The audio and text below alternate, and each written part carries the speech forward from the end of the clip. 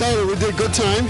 We came in second place, but this is about timing, and we did really good time. Last year in this race we were also second, and we still walked away with gold. So we did good timing. Of course, the average age on the opposing team was about 19 and a half.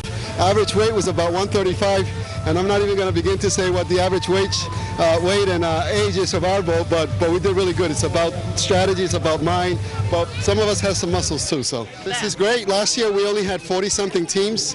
This year we're up to 70-something, so there's a lot more racers, a lot more excitement, and of course we have the arts and culture piece, which is really important. We're hoping to have some good dancers, some good dancing, and some good Asian sort of dance theater work that's going to be going on, not to mention also the food, which is also very good. I think it's a great event. It's good that the city can participate with the businesses, with the other Hartford entities that are here.